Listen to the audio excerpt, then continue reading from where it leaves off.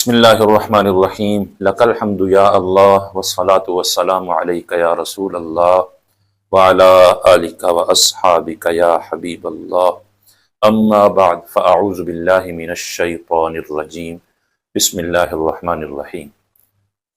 معزز سامعین، آج کی اس ویڈیو میں قرآن مجید کے دوسرے پارہ کا خلاصہ بیان ہوگا۔ اللہ کریم مجھے حق سچ بیان کرنے کی توفیق عطا فرمائے۔ یاد رکھیں، اللہ کریم نے دوسرے پارے کے آغاز میں مسئلہ تحویل قبلہ کو بیان فرمایا، یعنی قبلہ کی جو تبدیلی ہوئی اس کا ذکر فرمایا۔ تو یہ بھی آپ کے علم میں ہونا چاہیے، حضرت آدم علیہ السلام سے لے کر حضرت موسیٰ علیہ السلام تک جو قبلہ ہے وہ کعبہ ہی تھا، اور حضرت موسیٰ علیہ السلام کے زمانے سے لے کر حضرت عیسیٰ علیہ السلام کے دور مبارک تک قبلہ بدلا اور بیت المقدس کو قبلہ بنایا گیا تھا۔ حضرت عیسیٰ علیہ السلام کے دور میں اور اسلام کے ابتدائی ایام میں تقریباً 16 یا 17 مہینے قبلہ جو ہے وہ بیت المقدس رہا، اور اس کے بعد قبلہ کو تبدیل کیا گیا۔ محبوب علیہ السلام مسجد قبلتین میں ظہر کی نماز ادا فرما رہے تھے۔ اللہ نے اپنے پیارے حبیب صلی اللہ علیہ وآلہ وسلم کو قبلہ کی تبدیلی کا حکم فرمایا، تو نماز کے اندر ہی قبلہ تبدیل کر دیا گیا۔ محبوب علیہ السلام بیت المقدس سے کعبہ شریف کی طرف متوجہ ہوئے اور آپ نے اپنا چہرہ مبارک پھیر لیا۔ اب اس قبلہ کو تبدیل کرنے کی حکمتیں کیا ہیں؟ حقیقت میں تو یہ اللہ ہی بہتر جانتا ہے، لیکن تفاسیر کے اندر ایک دو باتیں ملتی ہیں۔ ان میں سے ایک یہ ہے کہ اللہ نے اپنے محبوب علیہ السلام کی مشیت کو پورا کرنے کے لیے آپ کی چاہت کی وجہ سے قبلہ کو تبدیل فرمایا، کیونکہ محبوب علیہ السلام کی یہ خواہش تھی کہ مسلمانوں کا قبلہ وہ نہ ہو جو یہودیوں کا ہے، بلکہ کعبہ شریف جو کہ عظمتوں والا اللہ کا گھر ہے، زیادہ شانوں والا ہے، اس کو قبلہ بنایا جائے۔ تو اللہ نے محبوب علیہ السلام کی اس چاہت کو پورا کرنے کے لیے قبلہ کو تبدیل فرمایا۔ اسی مقام پہ امام اہل سنت مجدد دین و ملت پروانہ شمع رسالت امام احمد رضا خان فاضل بریلی فرماتے ہیں، خدا کی رضا چاہتے ہیں دو عالم، خدا چاہتا ہے رضا محمد۔ یعنی ساری کائنات کا مقصد ایک ہی ہے، کوئی نماز پڑھ رہا ہے، کوئی روزہ رکھ رہا ہے، کوئی زکوٰۃ دے رہا ہے، کوئی حج کے لیے جا رہا ہے، کوئی صدقات و خیرات کر رہا ہے، کوئی کسی کا ہاتھ بٹا رہا ہے، سب کی تمنا ایک ہے کہ میرا رب راضی ہو جائے، لیکن رب یہ چاہتا ہے کہ میرا محبوب راضی ہو جائے۔ کیا ہی خوب فرمایا، خدا کی رضا چاہتے ہیں دو عالم، خدا کی رضا چاہتے ہیں دو عالم، خدا چاہتا ہے رضا محمد۔ سبحان اللہ، اللہ محمد صلی اللہ علیہ وسلم کی رضا چاہتا ہے۔ اللہ فرماتا ہے فَلَنُوَلِّيَنَّكَ قِبْلَةً تَرْضَاهَا، محبوب ہم آپ کو اس قبلہ کی طرف پھیر دیں گے جس کو آپ پسند کرتے ہیں، جس سے آپ راضی ہیں۔ تو محبوب علیہ السلام کی چاہت کو پورا کرنے کے لیے اللہ نے یہ تحویل قبلہ فرمائی۔ اور دوسری بات، محبوب علیہ السلام کا ایک لقب پہلی کتب کے اندر تھا ذوالقبلتین، یعنی نبی آخر الزمان دو قبلوں والے ہوں گے، ان کے قبلے دو ہوں گے۔ تو اللہ نے چاہا کہ میرے محبوب علیہ السلام پہ یہ یہودی یا عیسائی یا دین دشمن لوگ جو ہیں کبھی اعتراض نہ کریں کہ نبی آخر الزمان تو وہ ہوں گے، پہلی کتابوں میں ان کا وصف یہ تھا کہ ان کے دو قبلے ہوں گے، جبکہ جناب محمد الرسول اللہ کا تو ایک قبلہ ہے۔ تو اللہ نے محبوب علیہ السلام کی صداقت کی دلیل کے طور پر قبلہ کی تحویل فرمائی، قبلہ کو تبدیل فرمایا۔ تو یہ مسجد قبلتین کے اندر معاملہ پیش آیا، اللہ نے اس کو ذکر کیا اور پہلی آیت میں فرمایا، پہلے ہی خبر دے دی کہ بے وقوف لوگ اس چیز پہ اعتراض کریں گے کہ پتہ نہیں کس چیز نے ان کو ان کے پہلے قبلے سے پھیر دیا۔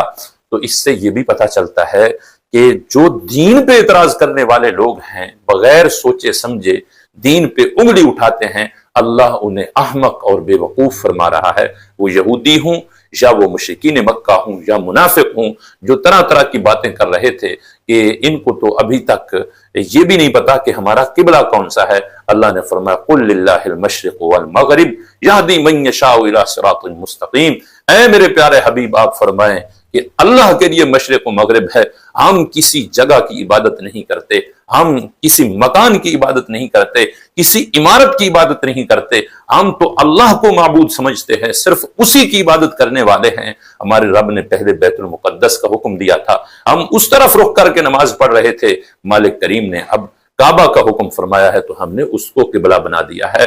رب جس چیز کا ہمیں حکم فرمائے گا ہم اس کی طرف رخ کر لیں گے۔ اللہ کے لیے ہی سارا کچھ ہے، مشرق بھی رب کا ہے، مغرب بھی رب کا ہے۔ معزز سامعین، اس سپارے کے اندر اللہ نے قصاص کو فرض فرمایا۔ اگر ناجائز کوئی قتل کرتا ہے، قتل عمد، تو اللہ نے فرمایا اس کو قتل کیا جائے بدلے میں، وہ مرد ہو یا عورت ہو۔ مرد کو قتل کیا جا رہا ہو، عورت کو قتل کیا جا رہا ہو، آزاد کو قتل کیا جا رہا ہو، غلام کو قتل کیا جا رہا ہو، اس کے بدلے میں قصاص ہوگا۔ تو اللہ فرماتا ہے وَلَكُمْ فِي الْقِصَاصِ حَيَاتٌ، تمہارے لیے قصاص میں ہی زندگی ہے۔ اب بظاہر ہم اگر دیکھیں تو ایک شخص کو پہلے مار دیا گیا، پھر قصاصاً دوسرے کو قتل کیا جا رہا ہے، تو دوسرے کی جان بظاہر ہلاکت میں ڈالی جا رہی ہے، زندگی ختم کی جا رہی ہے، لیکن اللہ فرماتا ہے نہیں، اس قصاص کے اندر تمہارے لیے زندگی ہے۔ ایک جان تو قتل ہوگی لیکن کروڑوں جانیں محفوظ ہو جائیں گی۔ میں قسم خدا کی اٹھا کے کہتا ہوں کہ اگر ملک کے اندر نظام مصطفیٰ آ جائے، حضور کی شریعت کا نفاذ ہو جائے، شرعی جو حدود ہیں، سزائیں ہیں، وہ لاگو کی جائیں، تو کوئی قتل و غارت کا معاملہ نہیں رہے گا، امن ہی امن بپا ہو جائے گا۔ لیکن امن صرف اسلام سے ہی نافذ ہو سکتا ہے، حضور کے دین سے نافذ ہو سکتا ہے۔ اس کے بعد اللہ کریم نے روزے کی فرضیت کا ذکر فرمایا، یا ایھا الذین آمنوا کتب علیکم الصیام، روزہ فرض کیا گیا، اور ساتھ یہ بھی بتایا کہ روزہ کوئی نئی عبادت نہیں بلکہ یہ قدیمی عبادت ہے، اللہ کو محبوب ترین ہے۔ رب نے ساری امتوں پہ فرض کیا تھا، حضرت آدم علیہ السلام سے لے کر حضرت عیسیٰ علیہ السلام تک ہر نبی کی امت پہ روزہ فرض تھا، لیکن اوقات مختلف تھے۔ رمضان المبارک صرف سرکار کی امت کو ملا، یہ ان کا خاصہ ہے، ان کا نصیب ہے، اور یہ کتنی شانوں والے ہیں۔ مولا کائنات حضرت مولا مرتضیٰ شیر خدا رضی اللہ تعالی عنہ فرماتے ہیں کہ اگر اللہ کو محبوب علیہ السلام کی امت کو عذاب دینا مقصود ہوتا، رب چاہتا کہ اس امت کو عذاب دے، تو پھر وہ اس امت پہ رمضان اور سورہ اخلاص نازل نہ فرماتا۔ رب نے رمضان دیا، سورہ اخلاص عطا فرمائی۔ اس سے واضح پتہ چلتا ہے کہ اللہ محبوب کی امت کی مغفرت کرنا چاہتا ہے، اللہ ان کو بخشنا چاہتا ہے۔ یہ کتنا شانوں والا مہینہ ہے۔ ہمارے آقا و مولا صلی اللہ علیہ وآلہ وسلم ارشاد فرماتے ہیں کہ جب رمضان المبارک کی پہلی رات آتی ہے، اللہ اپنی مخلوق کی طرف نظر فرماتا ہے، اور جس کی طرف مالک نظر فرما دے کبھی اللہ اس کو عذاب نہیں دیتا۔ میرے آقا و مولا صلی اللہ علیہ وآلہ وسلم فرماتے ہیں یہ وہ ماہ مقدس ہے جس کی پہلی رات میں اللہ 10 لاکھ لوگوں کی مغفرت فرماتا ہے۔ فرمایا اسی طرح دوسری، تیسری رات، چوتھی، حتیٰ کہ ہر رات میں 10 لاکھ لوگوں کی بخشش ہوتی ہے۔ محبوب علیہ السلام فرماتے ہیں جب 29ویں کی رات آتی ہے، مہینے میں جتنا لوگوں کی بخشش ہو چکی ہوتی ہے، اللہ ان کی تعداد کے برابر صرف آخری رات میں مسلمانوں کی بخشش فرما دیتا ہے۔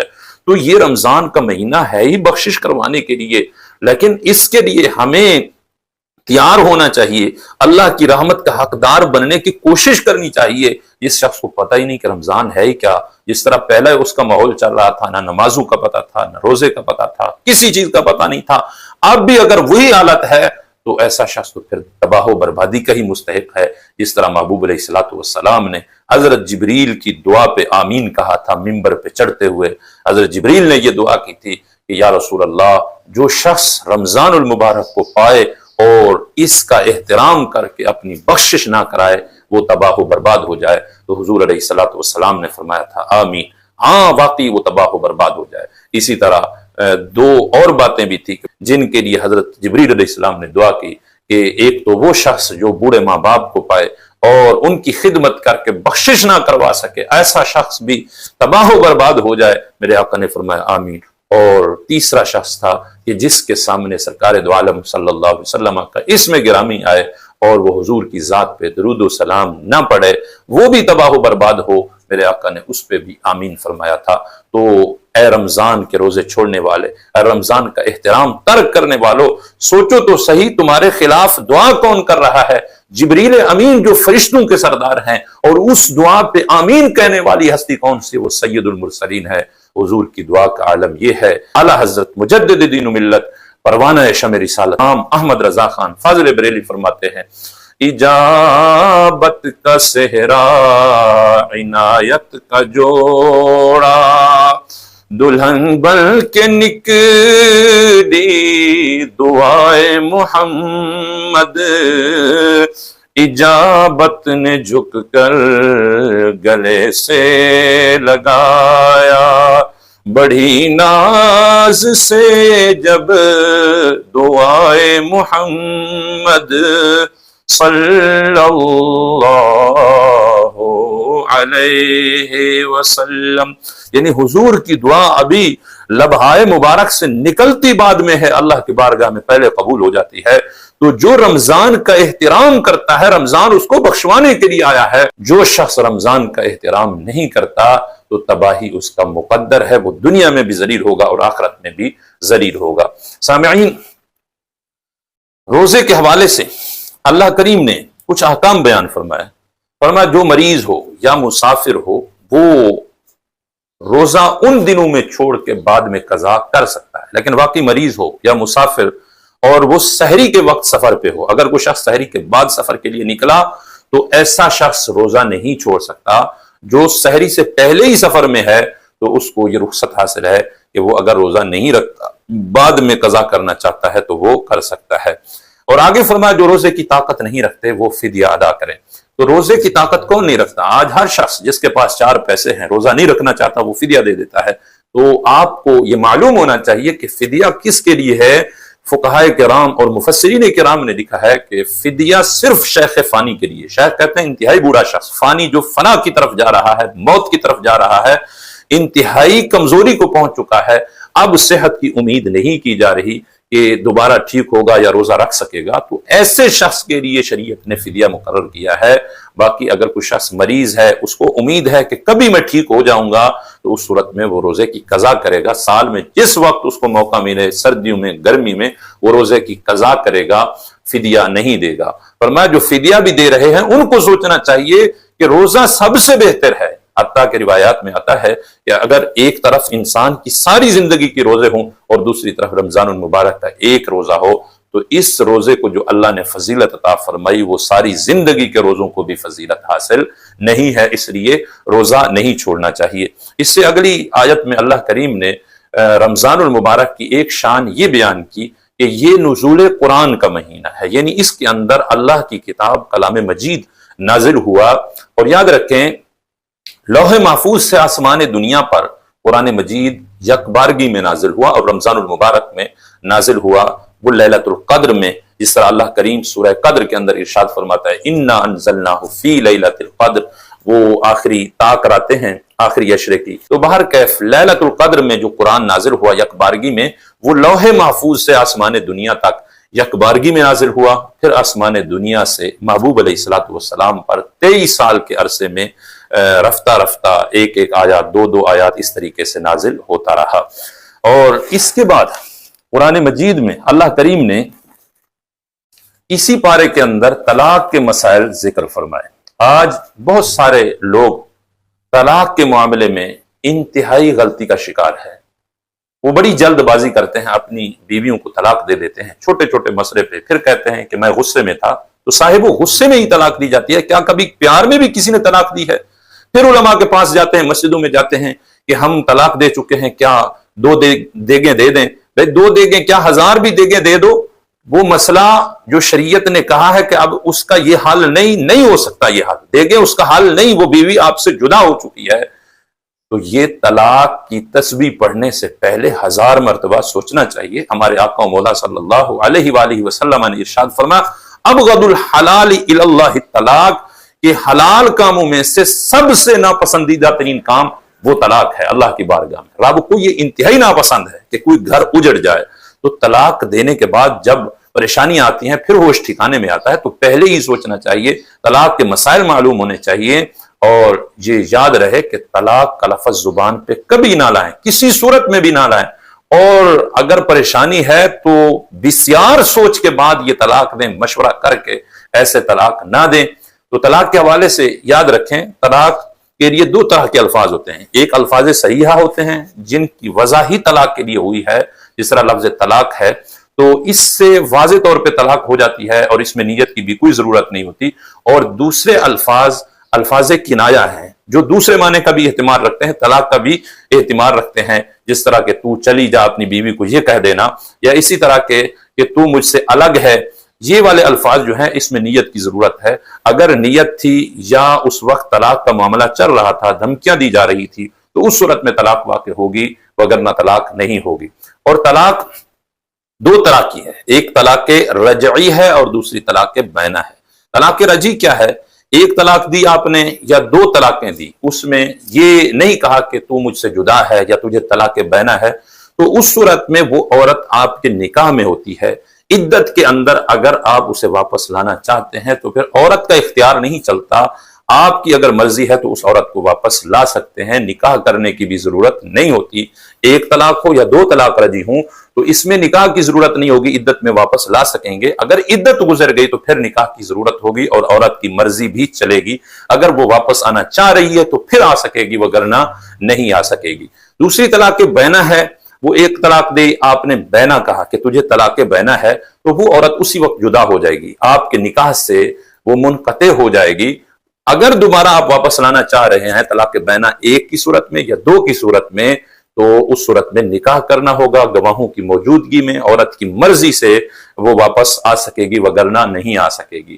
اور سب سے خطرناک جو طلاق ہے وہ ہے طلاق مغلظہ. طلاق مغلظہ تین طلاقیں دے دینا، وہ ایک مجلس میں ہوں، ایک لفظ کے ساتھ ہوں، یا الگ الگ مجلسوں میں ہوں اور الگ الگ الفاظ کے ساتھ ہوں، لکھ کے دی یا زبان سے دی. ہر صورت میں جب تین طلاقیں کہی طلاق واقع ہو جائے گی، تینوں طلاقیں واقع ہو جائیں گی. تو تین طلاقوں کے بعد عورت کو آپ واپس نہیں لا سکتے. اللہ تعالیٰ قرآن مجید کے اسی دوسرے پارے میں ارشاد فرماتا ہے الطلاق مرتان، طلاق دو مرتبہ ہے، یعنی وہ طلاق جس کے بعد رجوع کا حق حاصل ہے وہ دو طلاقیں ہیں. فَإِن طَلَّقَهَا، آگے فرمایا اگر تیسری طلاق دے دی فَلَا تَحِلُّ لَهُ حَتَّى تَنكِحَ زَوْجًا غَيْرَهُ، تو تیسری طلاق کے بعد وہ عورت مرد کے لیے حلال نہیں رہتی یہاں تک کہ وہ عورت دوسرے شوہر سے نکاح نہ کرے اور اس سے حق زوجیت ادا نہ ہو، اس وقت تک یہ واپس نہیں آ سکتی. تو دوسرے شوہر سے بھی نکاح جو کریں گے تین طلاقوں کے بعد، وہ چھوڑنے کی غرض سے نہیں. اگر چھوڑنے کی غرض سے وہ نکاح کرتا ہے تو یہ نکاح موقت یا نکاح متع میں آ جائے گا. اس صورت میں گناہگار ہوں گے. وہ اپنی مرضی سے خوشی سے نکاح کرے، آباد کرنے کے ارادے سے کرے. ہاں بعد میں اگر اس کو سوچ آ جاتی ہے کہ میں ان کا پہلا گھر آباد کروں، یہ آباد کرنا چاہ رہے ہیں، طلاق دے دیتا ہے، تو پھر کوئی قباحت نہیں. لیکن طلاق کی غرض سے ہی نکاح کرنا یہ جائز بالکل نہیں ہے. آج جو حلالہ سینٹر کھلے ہوئے ہیں یہ شریعت کے خلاف ایسا ہو رہا ہے، اس طرح نہیں ہونا چاہیے. تو صاحبو، جب تین طلاقیں ہو گئی اس کے بعد عورت نہیں واپس آ سکتی جب تک وہ دوسرے شوہر سے نکاح نہ کرے. آج کل بہت ساری جگہوں پہ ایسے ہو رہا ہے، بلکہ اکثر لوگ اپنی عزت کے معاملے میں آ جاتے ہیں کہ میری بیوی کسی اور کے پاس جائے گی. اگر یہ سوچ تھی تو طلاق کیوں دی ہے آپ نے؟ تو پھر کیا ہے، اس کو رکھ لیتے ہیں، اپنی بیوی کو اپنے پاس رکھ لیتے ہیں تین طلاقوں کے بعد بھی. تو اس کے بعد جو تعلقات ہیں وہ زنا کے تعلقات ہیں، وہ نکاح کا معاملہ نہیں ہے. اور اس سے جو اولاد پیدا ہوگی وہ آپ کی حلالی اولاد نہیں ہے، بلکہ وہ ولد الزنا ہے، زنا کی اولاد ہے، حرام اولاد ہے. اور ایسی ہی اولاد ماں باپ کی گریبان کو پکڑتی ہے. پھر آ کے ہم کہتے ہیں کہ ہماری اولاد نافرمان ہے. نافرمان کیوں نہ ہو، آپ نے شریعت کو سمجھا نہیں، آپ نے طلاقیں دے کے اپنی اولاد کو جنم دیا، تو پھر انہوں نے ایسا ہی کرنا ہے. حرام کی اولاد اس طرح ہی کرتی ہے. تو اس لیے میری دست بستہ گزارش ہے جوانوں سے، آج کے نسل سے، کہ طلاق اپنی زبان پہ ہرگز نہ لائیں، اس کو تو ظاہر سمجھیں. یہ وہ چیز ہے جس کے بارے میں میرے محبوب علیہ السلام نے فرمایا کہ تین چیزیں ایسی ہیں جن کی سنجیدگی بھی سنجیدگی ہے اور ان کی مذاق بھی سنجیدگی ہے. ان میں سے ایک طلاق ہے کہ طلاق مذاق میں دیں گے یا سنجیدگی میں دیں گے، یہ ایک ایسا تیر ہے جو بیوی کو لگ کے ہی رہے گا، بیوی آپ سے جدا ہو جائے گی. اس لیے طلاق کے معاملے میں انتہائی احتیاط برتیں. اللہ کریم ہم سب کو دین متین سمجھ کر عمل کرنے کی توفیق عطا فرمائے. وما علیہ الا البلاغ.